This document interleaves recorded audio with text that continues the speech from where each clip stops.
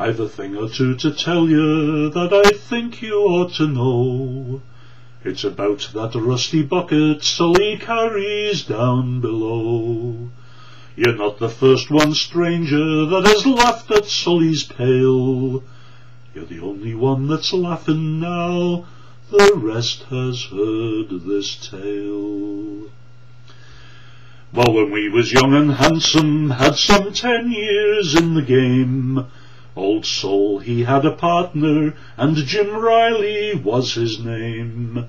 They'd knocked about together, Bingham, Butte and Coeur d'Alene, and they'd brawled in every barroom from Ely to Fort McLean.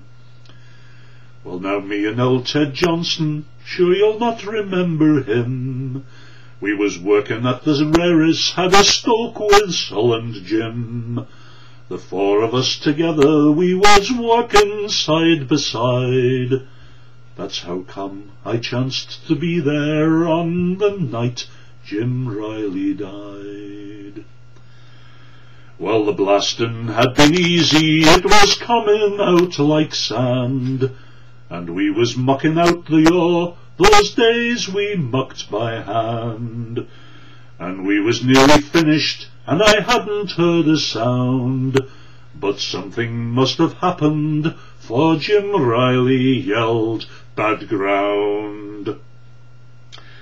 When we headed for the timberin', Sully must have took a spill, for when we looked back in there, he was pinned beneath his drill. The ceiling it was groaning, now all set to drop the lid, and Sully, pinned beneath his drill, was sobbing like a kid. Well, as men can watch their partners die, not throw their lives away, but Riley wasn't one of them, he wasn't built that way. As soon as he seen what happened, "Everyone there, Sol," he cried, and before he had the words out, he had cast the drill aside. They came around the old car, Riley wearing a big grin.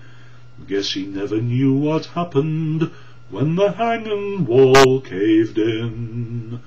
Sully reached the timberin', his face as white as chalk, and Riley, 2 yards back of him, caught 16 ton of rock. That day Sully's pail was buried, he ate from Riley's pail in tears, and he's carried that same bucket now for more than 20 years. So you may laugh at Sol because he's mean and drinks a lot, but don't laugh at Sully's bucket, it's the only friend he's got.